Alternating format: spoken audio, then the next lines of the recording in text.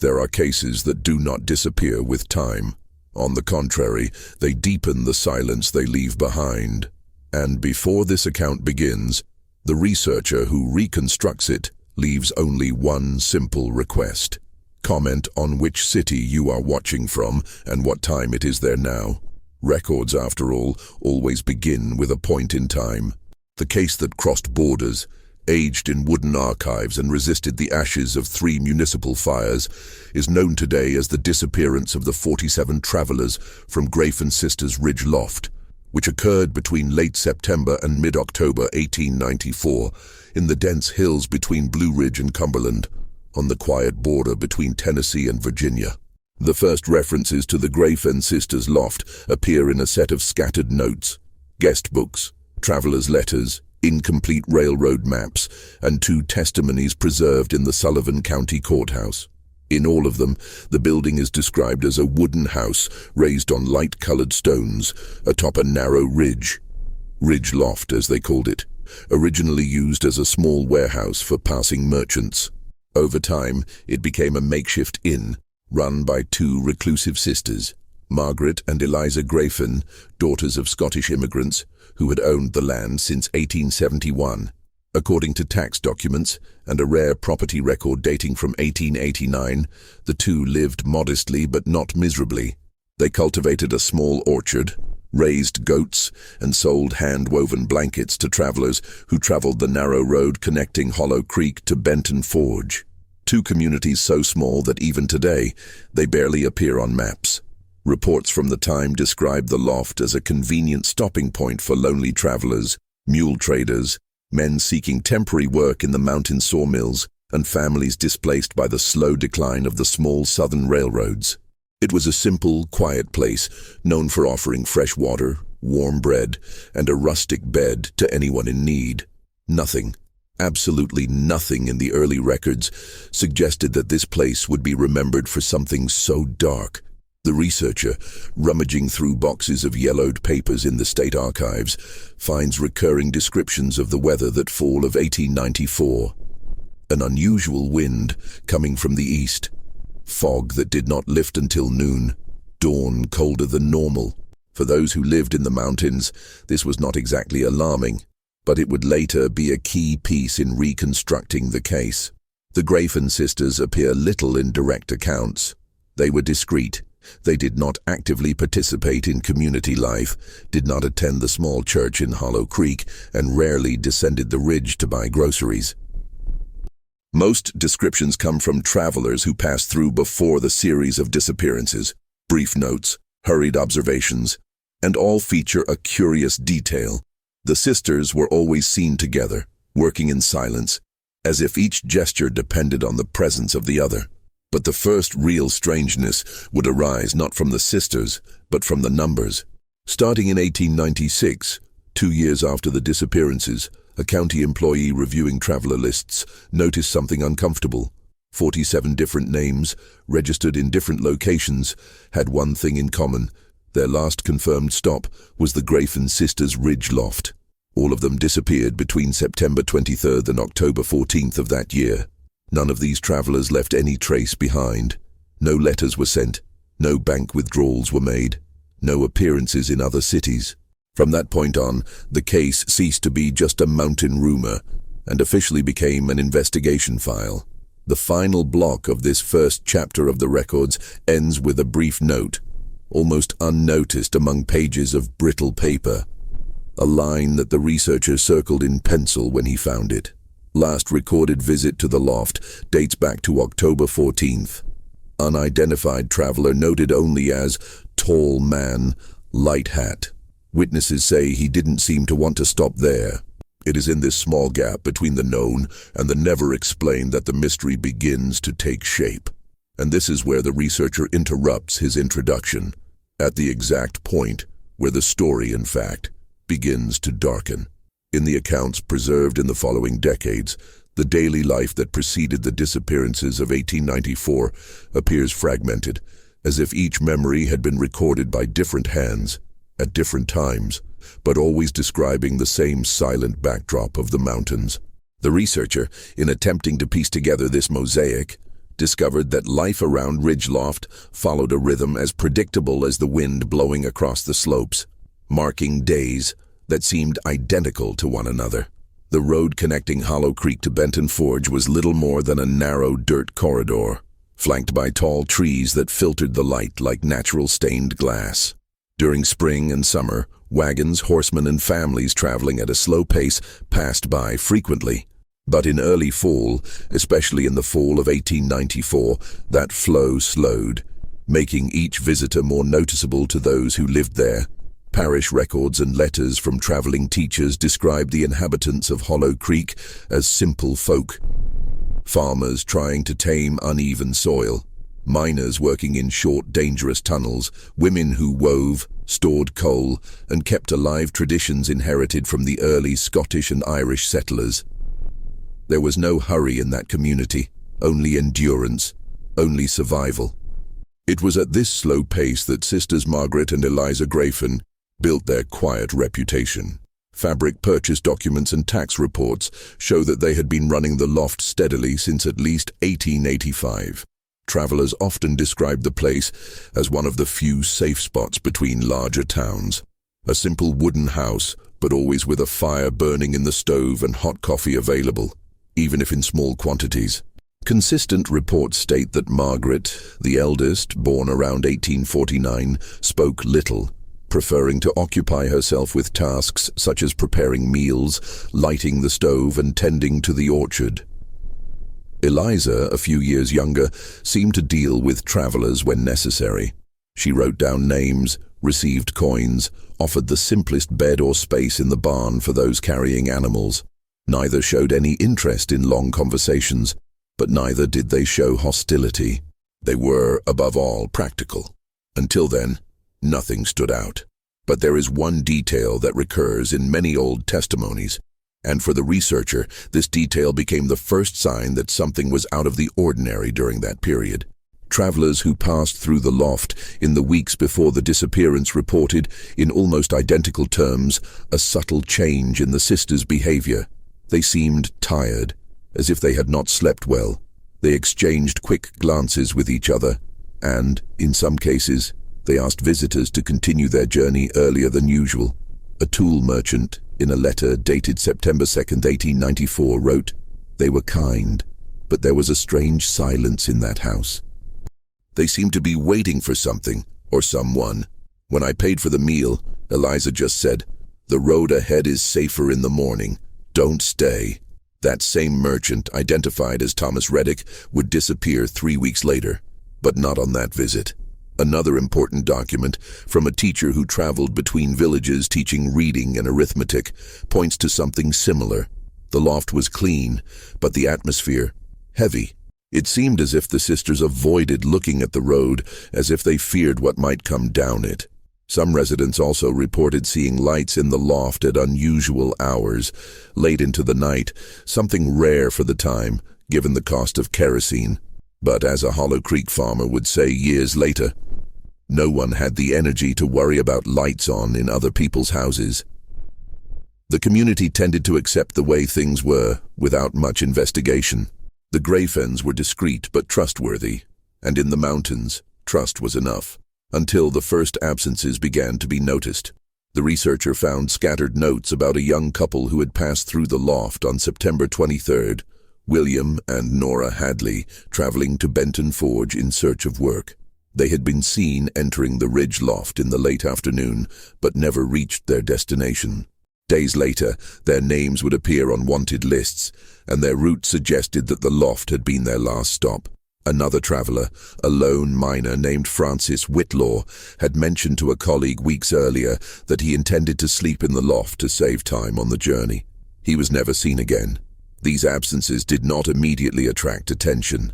In that region, people disappeared relatively frequently for various reasons: trail accidents, wild animals, dead flight, sudden life changes.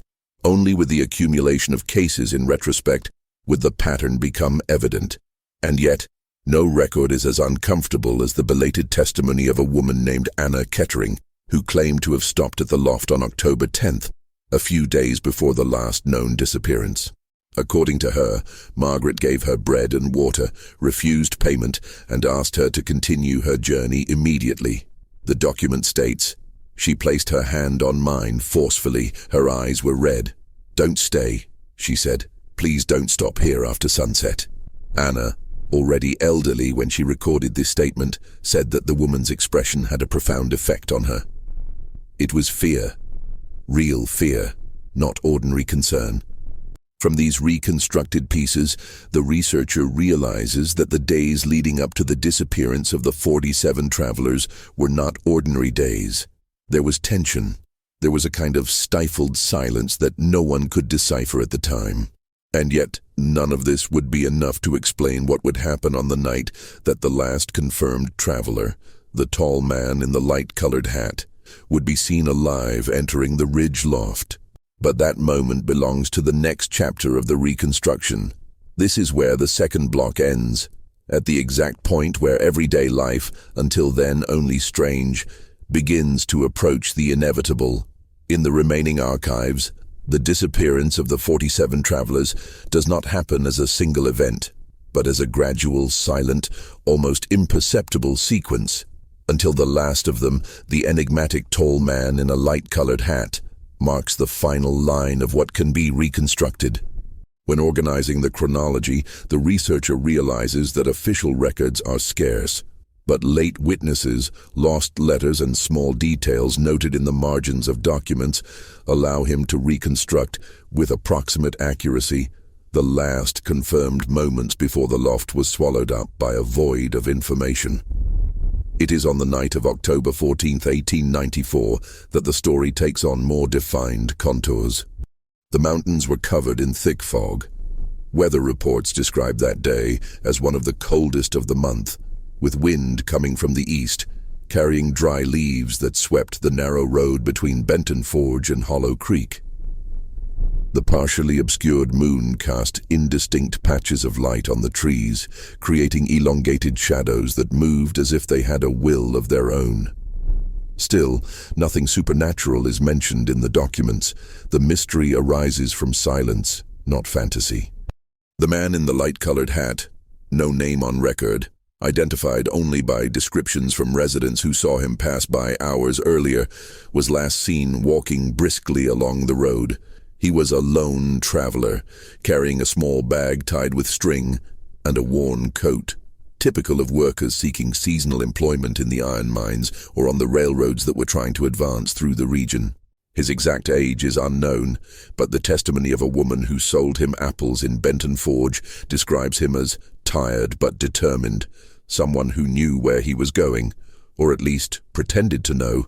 A descendant of a Hollow Creek farmer would report decades later that she saw the traveler stop at the top of a bend in the road, look up at the loft high on the ridge, and hesitate for a few seconds.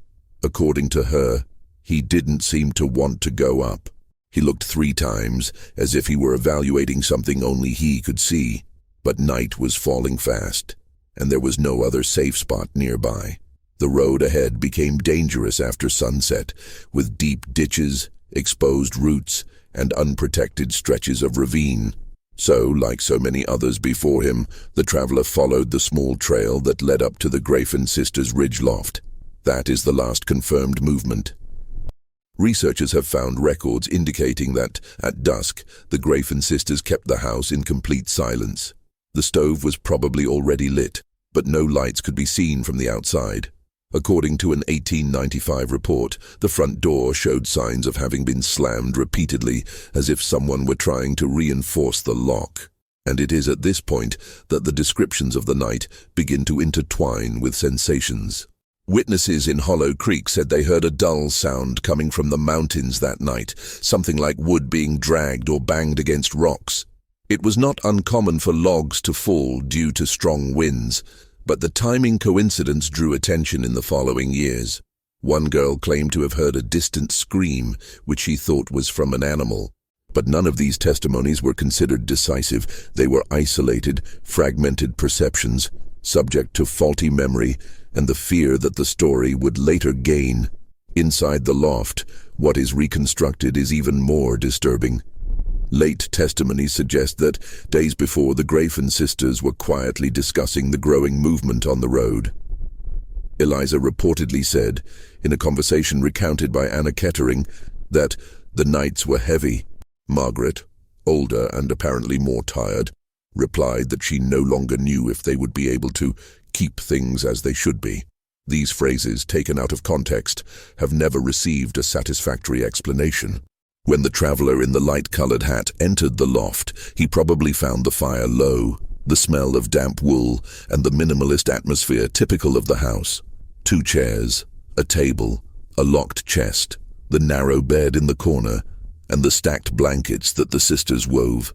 He must have taken off his coat, wet from the fog, asked for something warm to drink, perhaps inquired if there was a place to sleep. None of this is recorded, but these are plausible reconstructions based on dozens of previous accounts from other travelers who passed through there. What is known, and this is noted in the county archives, is that no one else passed by on the road that night. No neighbors saw any movement in the loft after the door closed behind the traveler. No wagons, no horsemen, no human sounds were recorded, only the wind. And yet something happened inside. One of the oldest documents, written by local investigator Jonah Keating, describes a mark found months later on one of the foundation stones of the loft, an irregular darkening, as if something heavy had been dragged from there to the back of the house. However, the structure was abandoned before a proper analysis could be made, and erosion destroyed any possibility of modern evaluation. Another report, found only because the researcher insisted on searching through boxes of incomplete documents, mentions that one of the blankets left in the loft had stretched fibers, as if someone had grabbed the fabric tightly. There was no blood, no signs of explicit struggle, but there was this detail, the posture of someone trying to hold on to something in the last moment of stability. The traveler in the light-colored hat would have been the last person to see the sisters alive, or perhaps the last to be seen by them. When the property was inspected weeks later, the door was ajar, as if it had been left that way in a hurry. Inside, there were no signs of confusion, only absence, total absence. Food still in the pot, 2 empty cups, a dry shawl, and silence. The feeling is that everyone had just left and never returned. The climax of the reconstruction comes when the researcher finds the final fragment of Keating's report, a passage so short it could have been overlooked.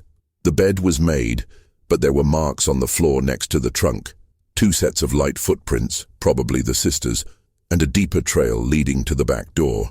Beyond the threshold, the trail disappears.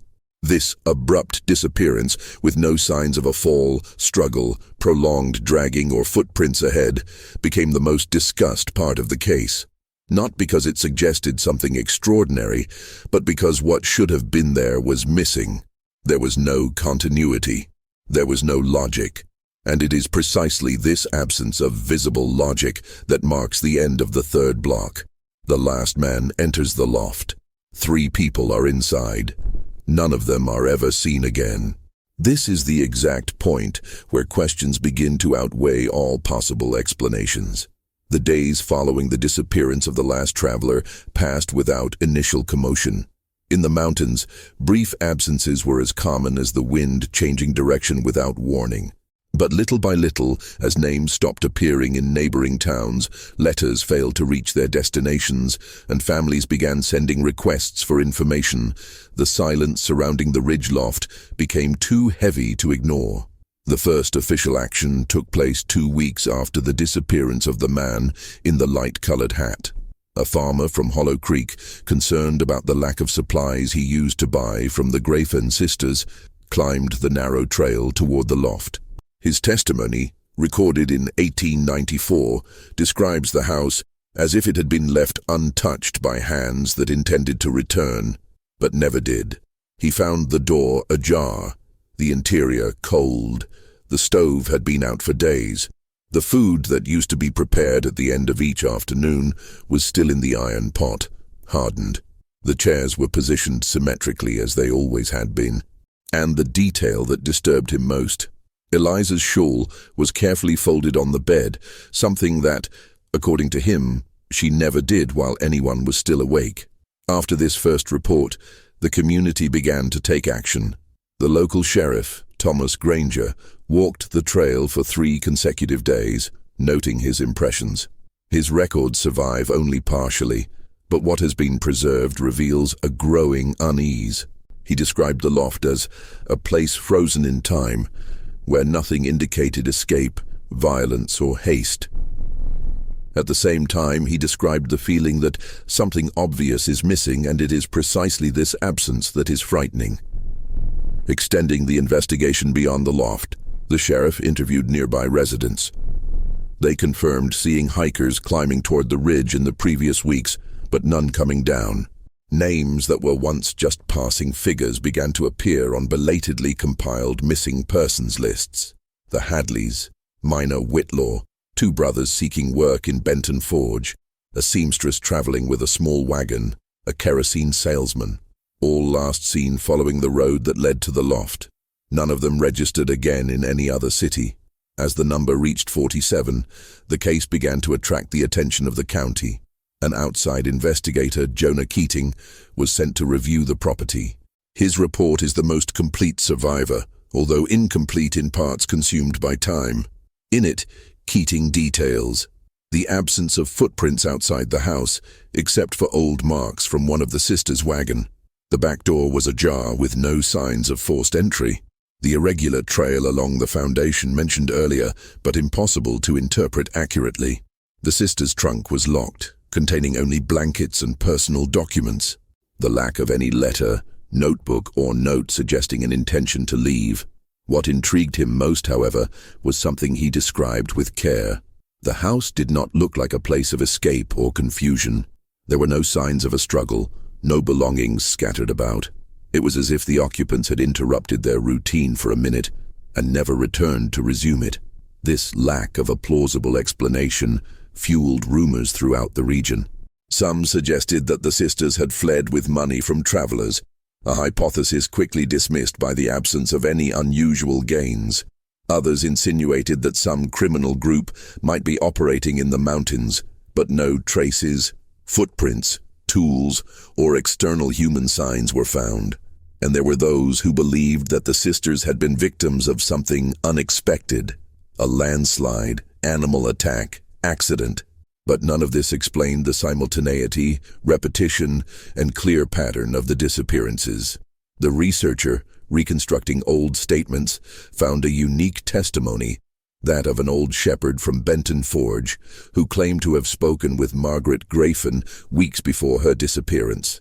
According to him, the woman seemed concerned about the growing movement of travelers. She reportedly said, "We can no longer think clearly with so many people climbing the ridge." She did not explain why. She did not give details. She did not ask for help. She just said that there were too many things happening at once. It is in the margin of this same statement that the researcher finds a note, almost erased in pencil, probably added decades later. Maybe they didn't want to close the house, but maybe they couldn't keep it open. This subtle phrase, almost a whisper lost in the aged pages, led historians to speculate years later that the sisters may have tried to control something that had become bigger than their own capacity. Not something supernatural, but human. Excessive responsibility, fear of unknown travelers, emotional instability, growing paranoia, or even psychological collapse caused by isolation and an exhausting routine. The most plausible explanation, accepted by many scholars, is that the Greyfen sisters began to act erratically as the flow of travelers increased, perhaps out of exhaustion or genuine fear, and that this altered behavior, coupled with the region's isolation, created circumstances in which each arriving traveler encountered an increasingly unsafe environment. Not out of malice or deliberate violence, but because of the gradual collapse of 2 women pushed beyond their emotional and mental limits. Still, this explanation does not close the case. No historical reconstruction can fill the void left by the 47 travelers, or explain exactly why no one left any traces behind. There are no bodies. There are no personal belongings. There are no direct witnesses. There is only the uncomfortable feeling that everyone entered the loft at a time when the human structure of that space was about to collapse, and that they were, one by one, swallowed up by the silent collapse of the people who cared for it. It is this concrete, palpable absence that closes this fourth block. When the community finally looks at the loft, the damage has already been done, and all that remains are gaps. Decades have passed since the Greyfen Sisters Ridge Loft was abandoned to its own decay. The roof caved in, the boards rotted, the surroundings swallowed the building until it became just a dark spot on the landscape, indistinguishable from any other ancient ruin in the Blue Ridge and Cumberland mountains. But for the researcher who has devoted years of his life to trying to understand the fate of the 47 missing travelers, the loft is not just a place that collapsed. It is an open archive, a question suspended in time. In the documents he analyzes today, in the 21st century, almost everything seems to have been written in haste, with fear, or with clarity limited by the circumstances of the time. And yet, each fragment holds something essential. Small human truths that survive even when the complete facts are lost. There are no records indicating organized crime, acts of explicit violence, or even direct conflict between the Greyfen sisters and the travelers. What exists, deep down, is an accumulation of emotional signs, silent, tenuous, profound, that something in them was breaking day after day, while the world continued to revolve around the loft without noticing the widening crack. The researcher writes that, in attempting to reconstruct the story, he felt as if he were dealing not with a traditional police mystery, but with the slow and inevitable collapse of two lives that had carried too much weight for too long. Margaret and Eliza Greyfen, isolated, exhausted, overwhelmed by their heavy routine and the unexpected flow of travelers, may have found themselves facing a responsibility that exceeded their physical and mental capacity. And when two people in collapse sustain a space that depends on them to function, the space itself begins to lose shape. It begins to crumble. It is possible to imagine, though not confirm, that each missing traveler arrived at the loft at a delicate moment when the sisters were already emotionally overwhelmed, making decisions that left no clear traces. Perhaps they guided someone down a dangerous path, believing it would be safer than spending the night. Perhaps they despaired in the face of requests for help they could no longer meet. Perhaps an accident occurred and, instead of seeking help, they shut themselves off in silence, unable to face the guilt. And at a certain point, the accumulation of situations may have become irreversible. For the researcher, the most profound revelation is not in the exact solution, which may never be found, but in the realization that the collective disappearance was not a supernatural event, but a human one. Human in its fragility, human in its inability to deal with invisible pressures, human in its silence. The archives show, with painful clarity, a truth that echoes to this day. Sometimes the mystery is not in what happened, but in what was missing to prevent it from happening. There was a lack of rest. There was a lack of support. There was a lack of someone who noticed the signs before they accumulated.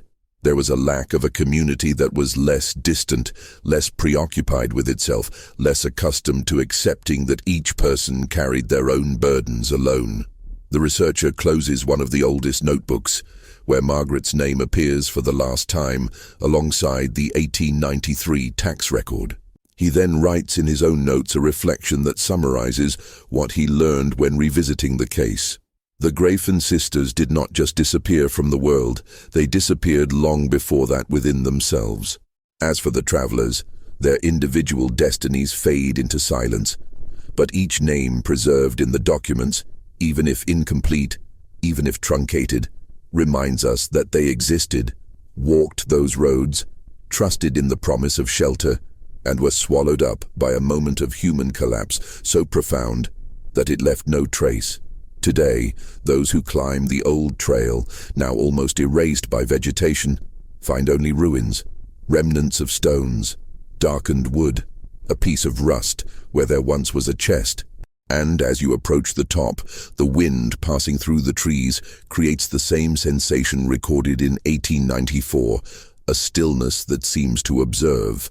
There are no complete explanations. There are no definitive conclusions. There are no comfortable truths.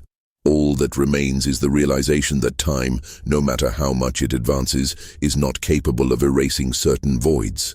Some cases remain open, not for lack of answers, but because the questions they leave behind are greater than any archive can carry. And so, the researcher concludes his report on the Greyfen Sisters Ridge Loft, writing the last line as if closing a door that should never have been opened. Some silences do not belong to the past. They remain.